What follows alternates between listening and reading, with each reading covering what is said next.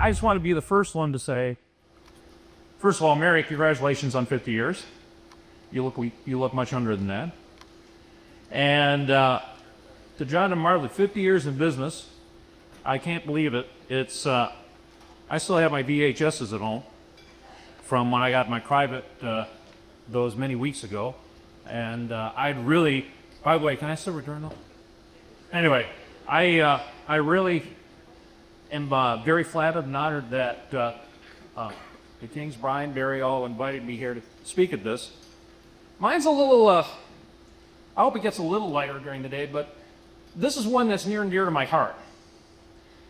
More than imperative being a flight instructor. Oh my gosh, look at this. It's 8 in the morning on a cruise ship, and we got to talk about this stuff. But it's very, very important, I think.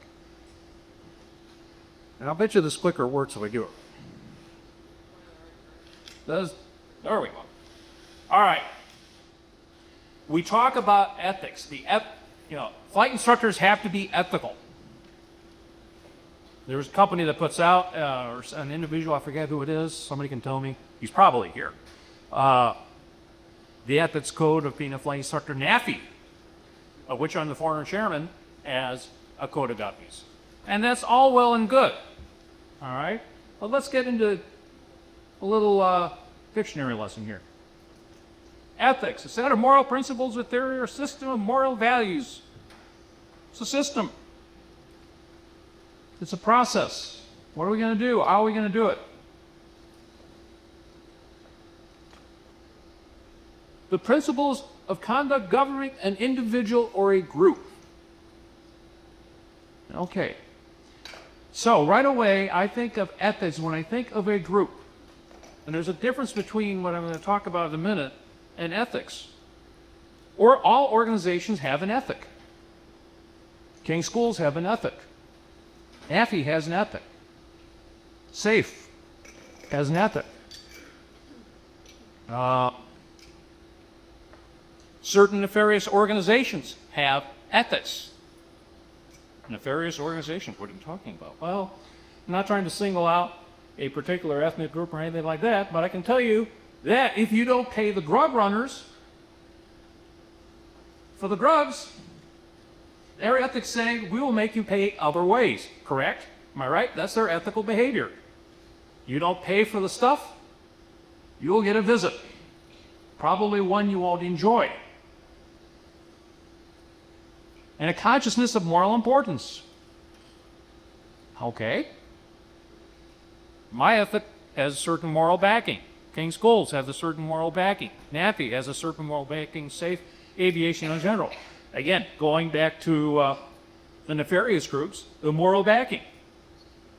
There is no shame or harm or hurt if somebody gets hurt. Oh, by the way, do me a favor. There's only about, this looks like a plug beam from here, up here, by the way. There's only about 100 of this in here. If you have anything, any comments or thoughts, please yell them out to me. This is not intended to be a one-way lecture. It can be, but I don't want to do that to you.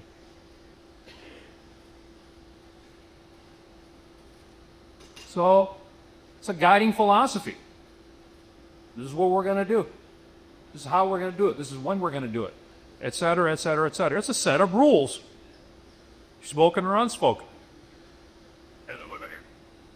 A set of moral issues or aspects, a sense of rightness, such as rightness. It is right to do something. Again, going to the negative side, the dark side here, it's right to kneecap somebody if they've home paid or whatever you bought. That is a negative form of ethics. So ethics is just a set of rules.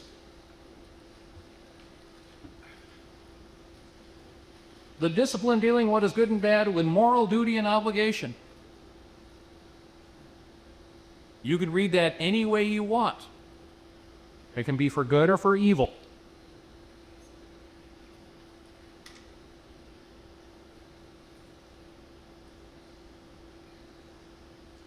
Okay, morals.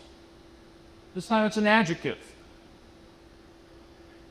Of or relating to the principles of right and wrong behavior. Now we're starting to get in some black and white stuff here. What's right and what's wrong? the principles of conduct governing an individual or a group. What is moral? What is correct? What is right? What is good?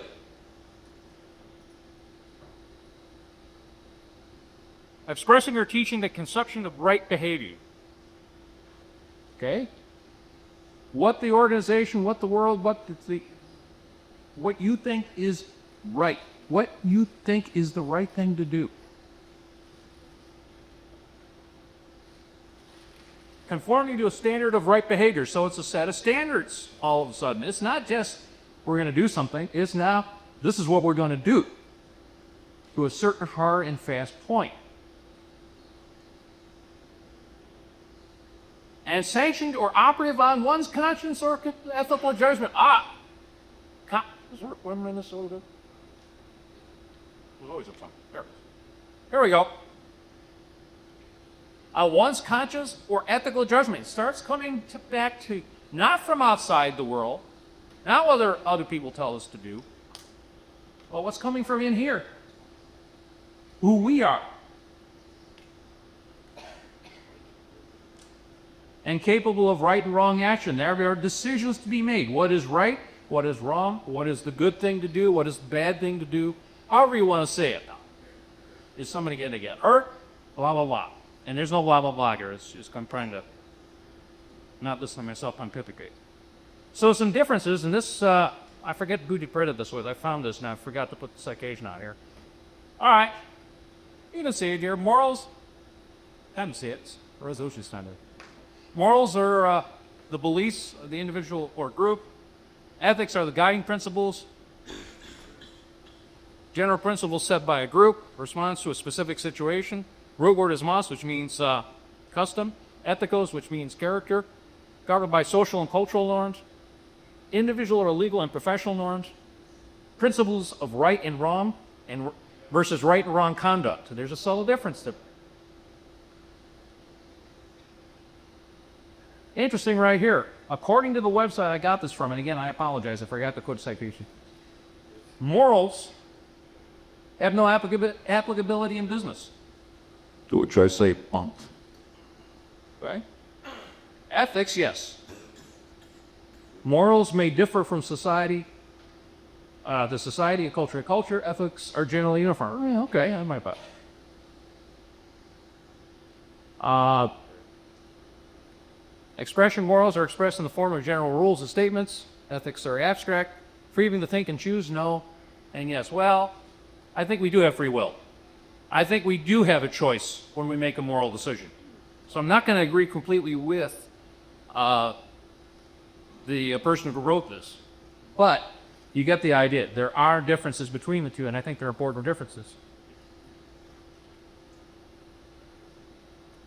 And here we go. Your first Venn diagram of the day.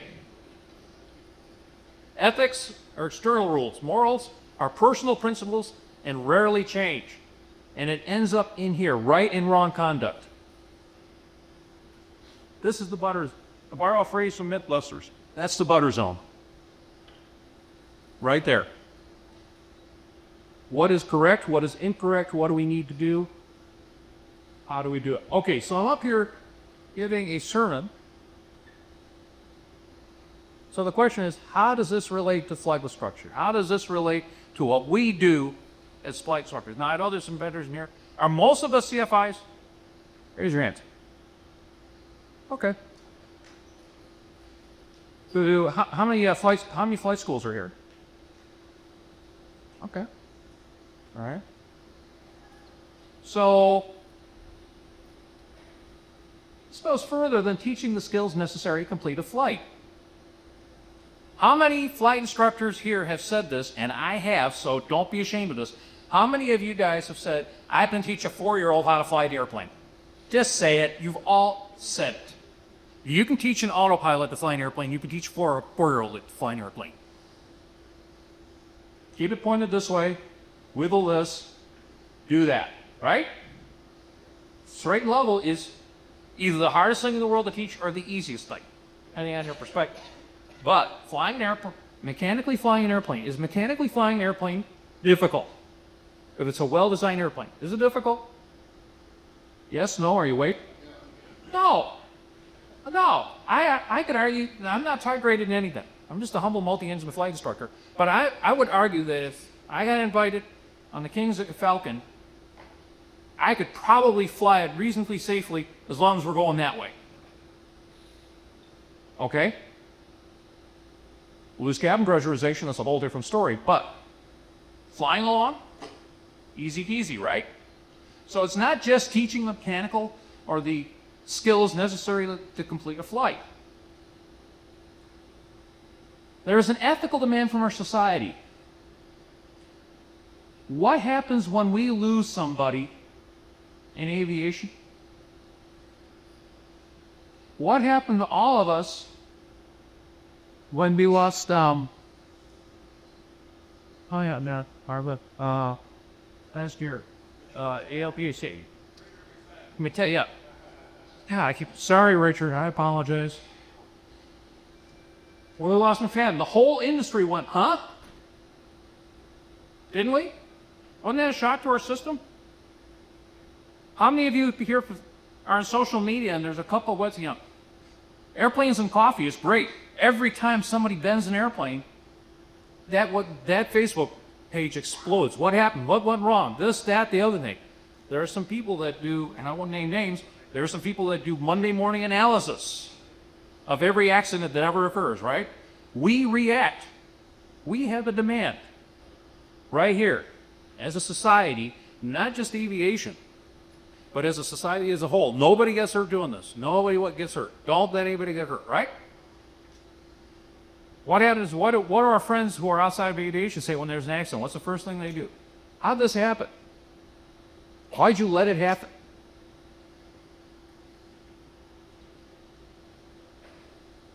So society demands that this be safe, which is fair. That's a good thing. That's the overall organization. If you picture society as an organization, which it is, that's the demand. And I think I did fair. Or go away and mix this on. No. I did it a different way. The moral demand from within ourselves should say that we never put our students, or, to use John and Martha's term, learn, in a position of unmanageable risk. For you old-timer flight instructors, do you still case next to the runway when you solo somebody? They're out there with a handheld? Okay, me, I'm in the golf cart.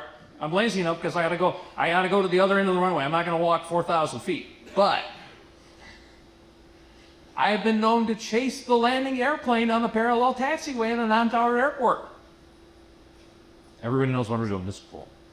All right? Who here's coached the student on the radio? Yeah. You don't want him to get hurt, right? Him, right? You can yell. We don't want our students to get hurt. So something deep within us is saying that we don't want our students to get hurt.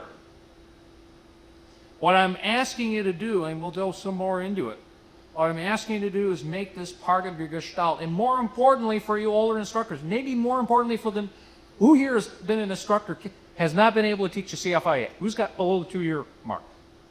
We all over 2 years? You're newbie? Okay. You're going to be teaching somebody how to be an instructor someday. Now, you have one of the most important jobs in business coming up. Teaching somebody else how to do this stuff. Okay? So it is really, really important that we get this through. It is not just about flying the airplane. How many of you have seen that flight instructor? Yeah, it's cool. It's just flying. Come on, we've all seen it. It's cool, it's just flying. No, it isn't just flying. To borrow a phrase, again, I say this even when the Kings aren't here. I'm not saying it because they're here. To borrow a phrase from John, we're putting people in machines that only operate at lethal speeds. Hypercuff, safest airplane ever built, right, Mary? It'll just barely kill you, right?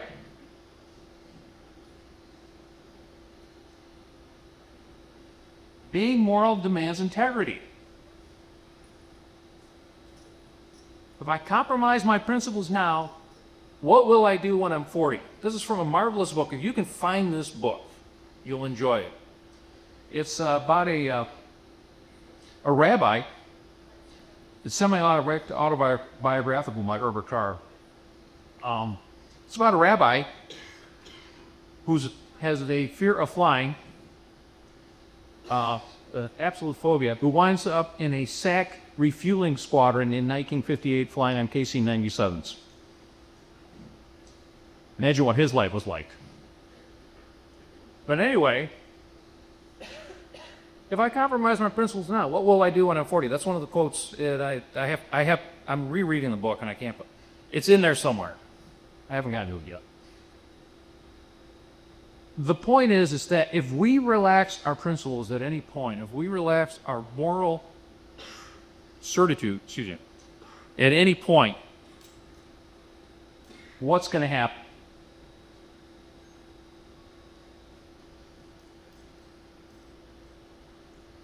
When does integrity begin to slip? Any examples of when integrity might slip? Any thoughts? Oops, sorry, bud. Giving in to external or internal pressures to fly.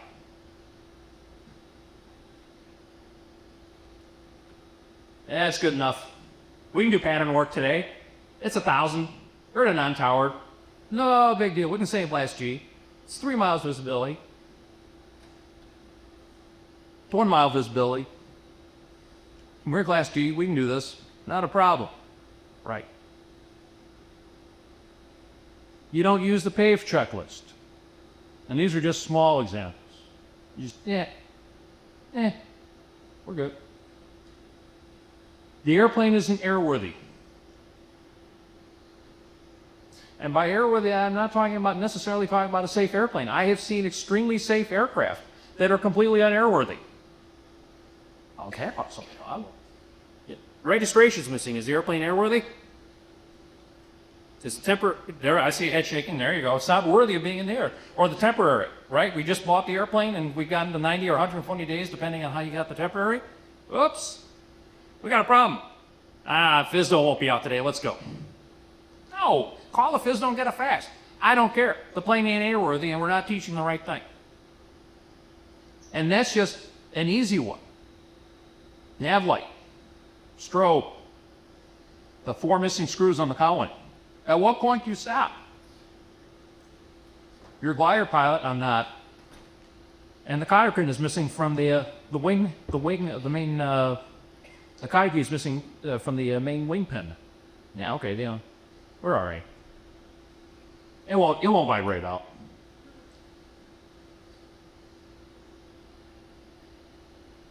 Getting into when neuter your student. Don't pass the IMSACUS. Has any of you instructors have had the courage to call up a student at 6 in the morning and say, I didn't get to sleep till 3 in the morning? I can't fly today. That's a tough one, isn't it? You don't want to disappoint the student. You want to fly, but you're having trouble finding the floor next to your bed because you didn't go to sleep till 3. I've gotten into astrophotography. Unfortunately, the really cool things that I want to take pictures of are up at, guess what time? 3 in the morning. By the way, I make some really good friends with local college. But anyway, out at 3 in the morning. So I have to time my flight lessons around this, or my astrophotography around my students. I have to figure out, it's going to be a really, really clear night. And I look out 3 or 4 days, and my students don't know this. I'm just manipulating my schedule, and I try not thinking being stuff. Sometimes I have to give up to imaging something. Sometimes I have to make it work out with them. But I've got cool students. I'm very lucky. But I want to make sure I'm rested because I'm in the airplane with them, and I want to make sure that they're safe. I don't want to explain anything to anybody ever, most of all to the guy I look at in the mirror every morning. You or your student are trying to rush results. In this day and age of shortage of DPEs,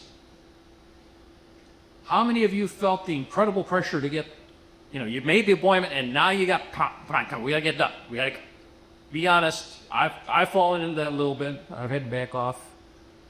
Have any of you, back in the corner, you're trying to make it work, right? The clock is ticking.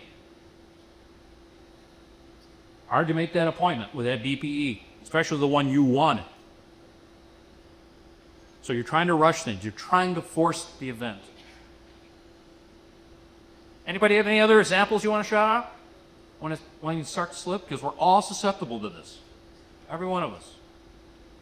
Because remember, there's always an internal and external pressure to fly. I don't know about you guys, but I love seeing the houses get small. My internal pressure is I want to fly an airplane. Whether it's my own airplane or if it's with a student. I love to fly. And I'm very fortunate that I'm able to do that and I'm able to pass it on to other people. There's my internal pressure. 1. 2, I'm wired not to disappoint people. It's the way I'm built. I don't like hurting people's feelings. So my internal pressure is, wow, 2,000-foot ceilings, and it's 35 knots, and it's his second lesson. I don't want to cancel. I got to cancel. I have to force myself to cancel that lesson or turn it into a ground school lesson. That's my problem. That's the way I'm wired. Hopefully they're the ones calling me and saying we're going to cancel. But that makes it an easier decision. When they call me and say, this ain't going to work.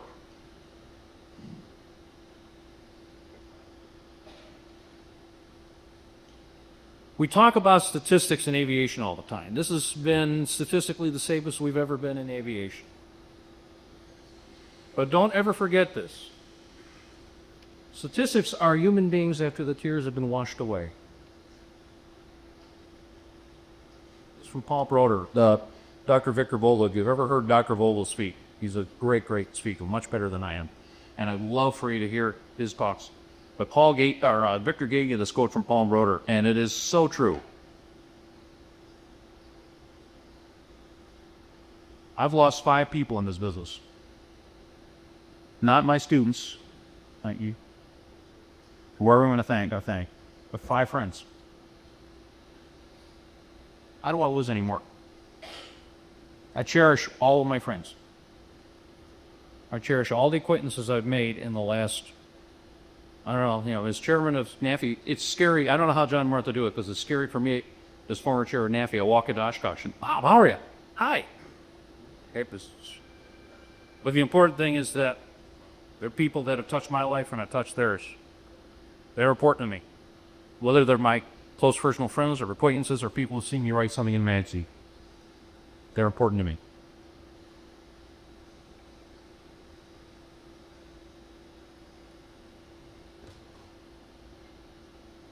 Another way to look at it. Oh, wakey whippy. You were at this one when Matt said this. It was, 2015? And this is a paraphrase. But every number, when he was talking about statistics, don't ever forget this. Every number in the statistics is I can't get the direct quote. I've asked it. I asked Jim Biola for it and can't find it. But every number is a mother, father, brother, sister, or friend. He said that at HAI in Vegas or Anaheim.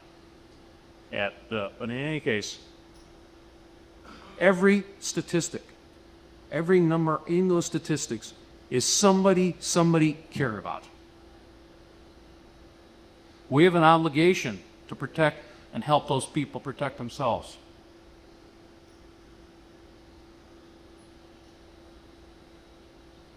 So here's a litmus test for you to follow. And for those of you who teach instructors to be instructors, especially the young people who think life is going to go on forever. I'm sorry, I'm 69 years old, and I'm starting to see the event horizon off in the corner here, okay?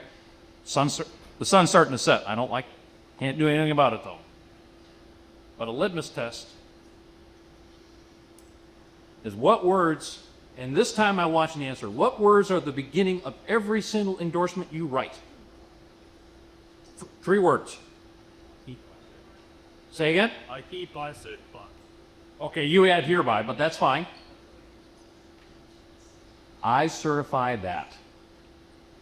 It's not I'm going to throw at the wall and see what sticks. I'm not going to take a chance. I'm not going to guess. It is with a certainty a moral certainty that the kid that you're soloing, the 17-year-old kid you're soloing today, 16-year-old, or 14 if you're a liar pilot, or balloon pilot, and a young person you're certifying will come back with intact and will have the tools to manage an in-flight problem.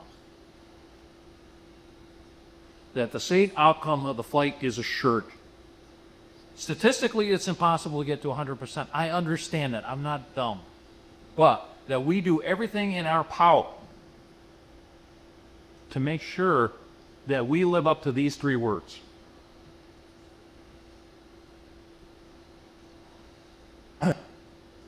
From the original version of the Hippocratic Oath, which is where this whole thing started, by the way, I will abstain from all intentional wrongdoing and harm. 80, 20, 40, 245. Just as a physician and others in the healing arts, people place their faith in our judgment. Think about that. You go off on an intro flight. Somebody says, I've never even been in an airplane. We've all had that student. Can you imagine how much faith they're putting in us? That their family is putting in us? The trust that we've been given? Wow, that's really great. Oh, wow, that's really awful at the same time. It's a really important, great responsibility. We owe it to ourselves and others to exercise our best judgment.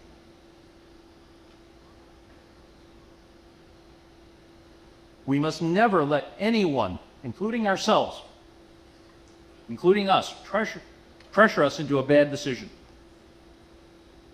And this is something I want passed on to the newbies. You guys all get this, I think. I'm preaching to the choir. I know that. What I want you to do is pass this on to your charges, the people you're training, at all levels. And if we hear voices, that little angel on our right shoulder saying, you really think this is a good idea? Listen to it. Without going into a lot of details, and it's not aviation related, if I hadn't listened to that angel on my right shoulder, I wouldn't be standing here right now. I'm very, very fortunate that I listened to an angel and a friend who taught me to go and do an emergency room. So listen to those voices. If you have a bad gut feeling, whatever you want to call it, angel on your shoulder, a gut feeling, whatever, if you hear your subconscious screaming at you, there's a problem, then there's a problem. Identify it, fix it, correct it, do what you got to do. And don't be ashamed of it. It takes real courage, and tell your students this, it takes real courage to say, I'm afraid. That's the gutsiest thing you can do on an airport. No, it's a 50-knot crosswind. I don't think I'm going to go today. What? You can't handle a 50-knot crosswind? No. And neither can you. But that's a whole different conversation. I'm trying to go over the top with it. But make sure that you listen to those voices. If there's something whispering in your ear, that's your subconscious screaming bloody murder at you. Learn the lessons from those who have gone before us. There's the old quote, you'll never live long enough to make all the mistakes yourself. Learn from honor the people that have gone before us. We've been here doing this for 121 years. A lot of lessons learned. Lots of, and if you go back all the way back to dementia, it's even longer than that. A lot of lessons learned. Find out, learn from those people. Honor their memory, whether it's a good one or a bad one. Honor them by doing the right thing. And what I want you to take to heart, and what I want you to pass on to your new instructors, or every other pun. Look, aviation, we all know this quote. Aviation itself is not inherently dangerous, but to an even greater degree than the sea, it's terribly unforgiving of any carelessness, incapacity, or neglect. Easy to fly straight and level until you're not IFR rated or you're not prepared for IFR and you run into that marine fog layer or something like that.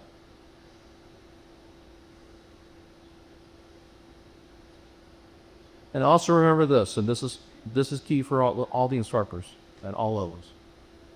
Your students are going to fly exactly the way you do. First learned is best learned. If you're ashamed to write it down, if you don't if you'd be embarrassed to see it in an NTSB report, don't show your students that it's okay.